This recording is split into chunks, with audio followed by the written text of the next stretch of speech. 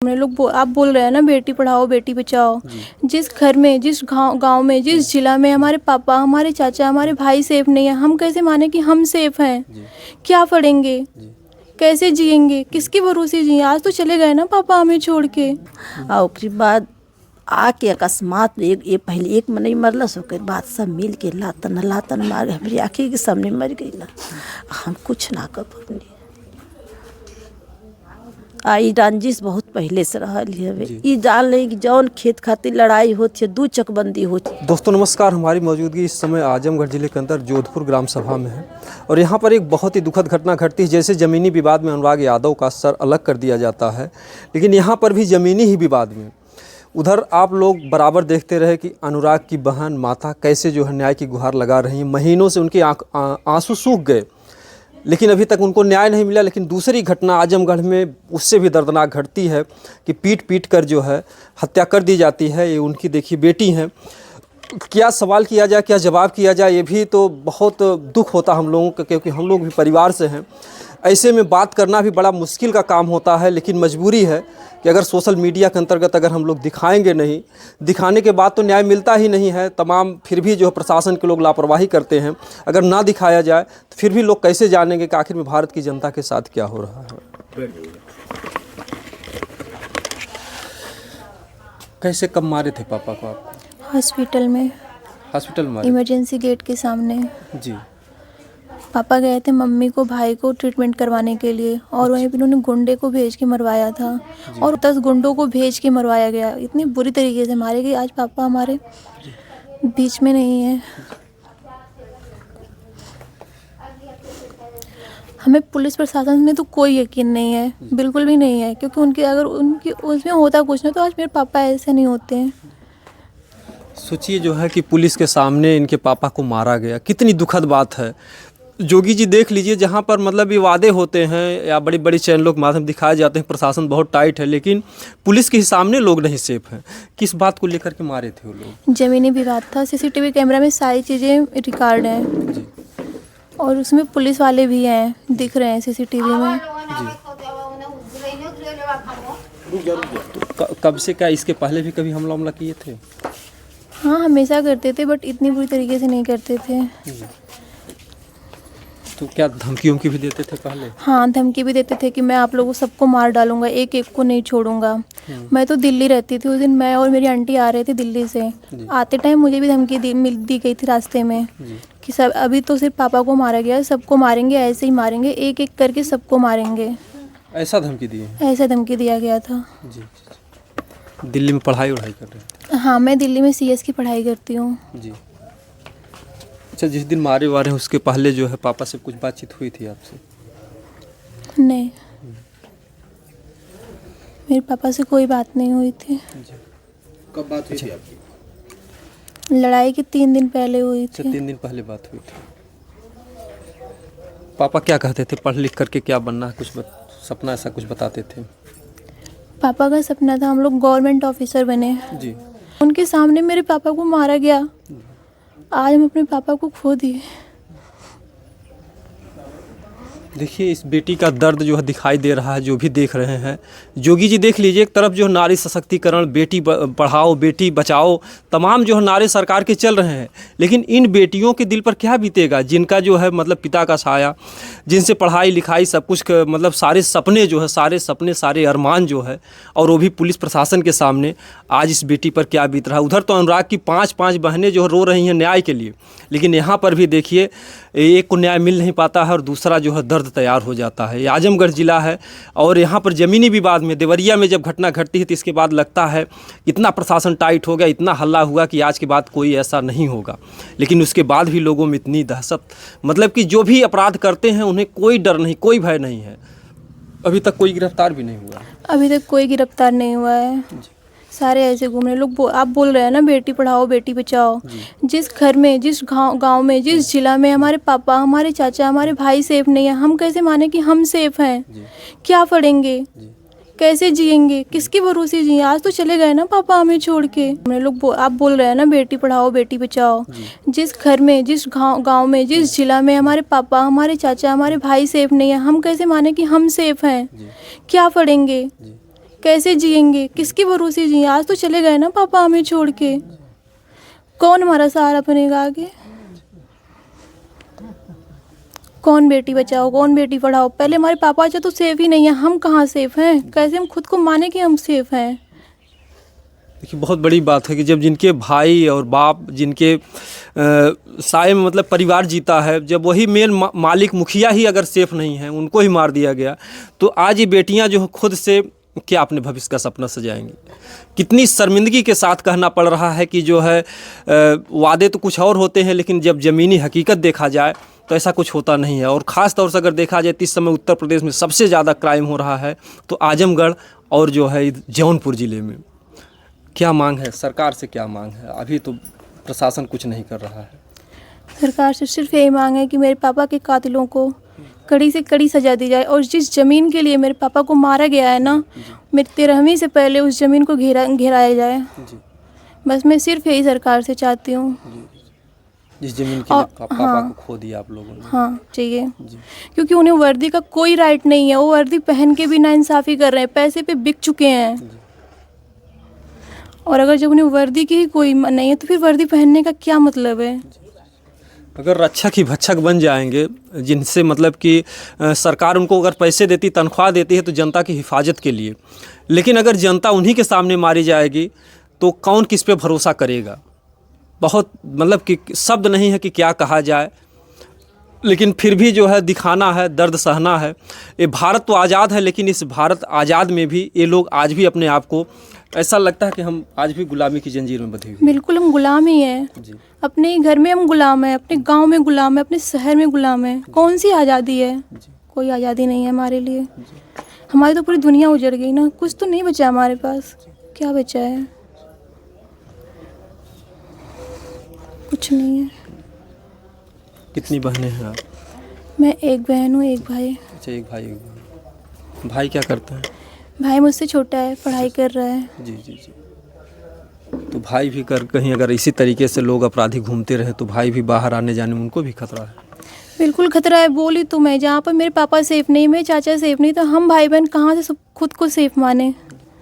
हम भी सेफ नहीं है, हमारी भी जान को खतरा है। हमें भी धमकियाँ मिल रही हैं, जैसे पापा मारे गए वैसे सब मारे जाएंगे, एक एक करके सारे मारे जाएंगे। हम दिल्ली से आ रहे थे, उस टाइम भी हमें धमकियाँ दी गई थी। फ़ोन से? फ़ोन से नहीं, फेस टू फेस धमकी मिली थी। अच्छा अच्छा। योगेंद्र राय ने धमकी दिया था।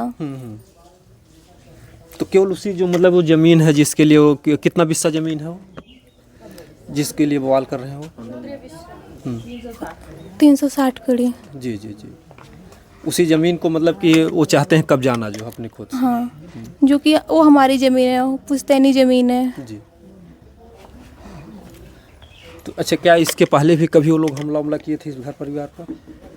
हाँ, इसके पहले भी लड़ाई हुई थी। अच्छा, लड़ाइयाँ होती थी। हाँ, झगड़ा हुआ था। 2013 में भी ऐसे ही हुआ था। अच्छा अच्छा, 2013 में? हाँ, केवल मार झगड़ा हुआ था उस समय? मार झगड़ा नहीं, बहुत बुरी लड़ाई हुई थी, बट यही उसमें किसी की डेथ नहीं हुई थी। जी जी जी। कंडीशन डेथ का ही था। जी जी। देखिए जो है क्या कहा जाए, जो है कि जो भी परिवार अगर इस दुनिया से चला जाता हो तो फिर इस दुनिया में आता नहीं है।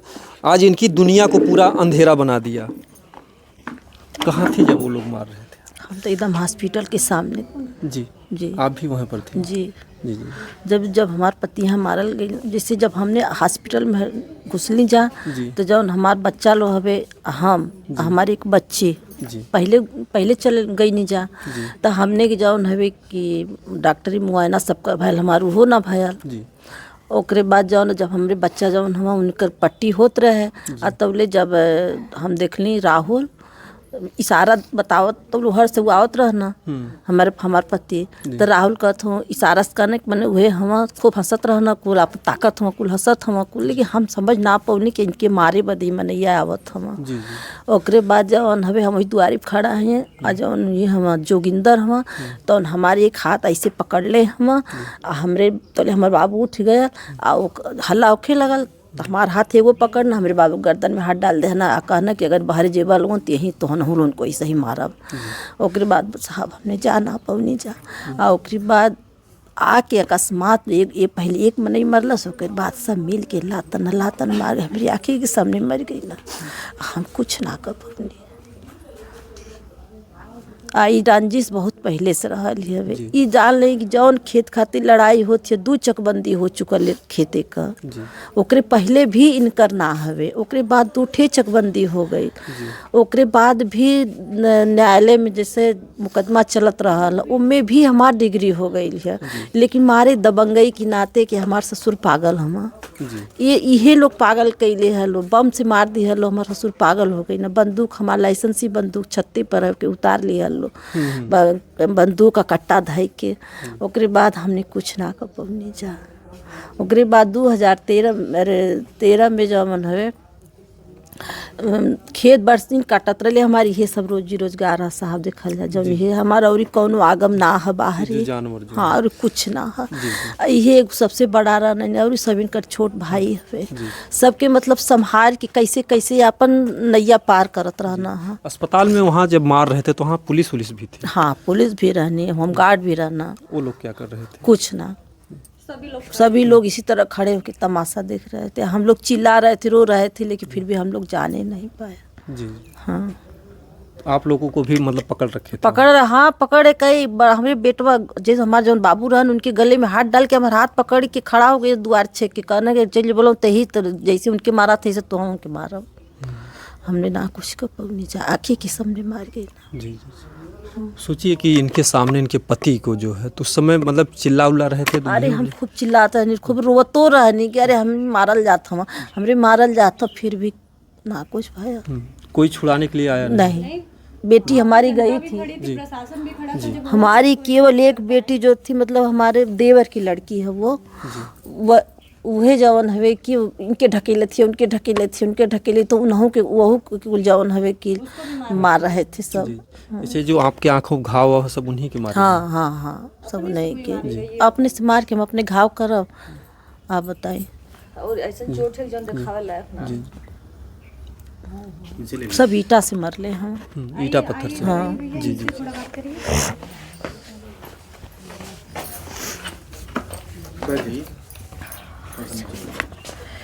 24 तारीख की घटना है सर। मेरी खेत की जुताई हो रही थी, वहाँ मेरा ड्राइवर खेत जोत रहा था। इसके बाद ये लोग ड्राइवर पर हमला किए। मेरी जेठानी वहाँ मीनू राय पहुँची। इसके बाद वहाँ मेरा बेटा अमन राय भी था, मेरी बेटी पल्लवी भी थी। इसके बाद उधर से आकर के हरिहर, जोगेंद्र, राम लखन, पवन, इन लोगों ने बुरी तरह से पथराव किया और इनके हाथ में एक जोरदार चाकू भी था, जिससे मेरी बेटी का हाथ इन्होंने काट दिया। जी। मेरी जेठान मिनी राय को बुरी तरह से मार करके मारे, पूरा साड़ी पल्लो सब खींच के फाड़ के, जो कि मैं आप मीडिया के सामने दिखाने लायक नहीं हूँ कि कहाँ कहाँ चोट लगी है। इसके बाद वहाँ से जान बचा के हमारा पूरा परिवार घर के अंदर घुस गया। हमने फ़ोन किया 100 नंबर थाने पे, थाने से सिपाही आए। आने के बाद बोले कि आप लोगों को इतनी चोट लगी है, इसके बावजूद आप लोग घर में बैठे। हम लोग बोले कि हम लोगों को जान का खतरा है, तो वो लोग बोले कि हमारे रहते हुए ऐसा कैसे हो सकता है। चलिए आगे वो प्रशासन, पीछे मेरा परिवार। मेरे घर की गाड़ी थी, उसी गाड़ी में सब लोग बैठ गए। बैठने के बाद जब हम लोग आगे पहुँचे, खड़ंजे पे जो है खड़ा होकर के जोगेंद्र और पवन और राम लखन, इन लोगों ने मार करके बाएं तरफ का शीशा फोड़ दिया। फोड़ने के बाद जो है मेरे भसुर को, पुलिस भी थी साथ में? हाँ, सामने पुलिस थी। इसके बाद मेरे भसुर को इन्होंने 2 मुक्का चलाया, लेकिन ड्राइवर गाड़ी निकाल लिया। निकाल के जब गाड़ी आगे बढ़ी तो ये वो बोला, जो जोगेंद्र था और पवन, कि चलो बेटा यहाँ से चलो, जहाँ जा रहे हो वहाँ की व्यवस्था सारी मैं बांध रखा हूँ। वो भी बोलिए ना वो किस विभाग में है। इसके बाद वो बोला जो है जोगेंद्र, मैं BSF का जवान हूँ, मेरे आगे सब कुछ भी नहीं कर सकता। प्रशासन क्या करेगी? ये बीएसएफ का जवान है वो। जी बीएसएफ का जवान है। कहीं कहीं से इनको जो है जनता की सुरक्षा, देश की सुरक्षा का एक भार सौंपा जाता है। और लोग जब वर्दी का जो है दुरुपयोग करते हैं और ऐसी मतलब कि अगर दिखाना अपनी दबंगई, तो बाहरी देशों से, बाहरी गुंडों से, बाहरी बदमाशों से और इन्हीं घर परिवार में अगर वर्दी की धौंस दिखाया जा रहा है तो बड़ी शर्मिंदगी की बात है।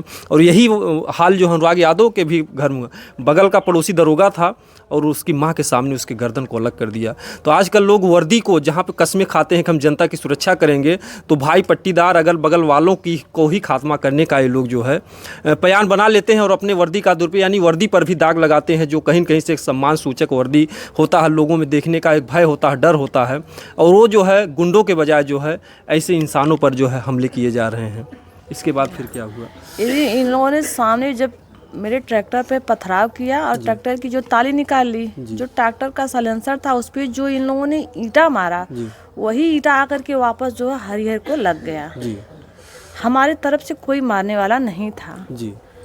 इसके बाद जो है हम लोग तो वहाँ गए, पहले थाने पे गए, लेकिन ये थाने पे नहीं गया, ये सीधे वहाँ चला गया डॉक्टरी मुआयना कराने। वहाँ जा कर के इन्होंने ऐसी दबंगई बनाई कि इनकी दबंगई के नाते डॉक्टर साहब ने मेरी जेठान मीनू राय का डॉक्टरी मुआयना ही नहीं किया, जो कि चोट आज बहुत गंभीर हो चुकी है।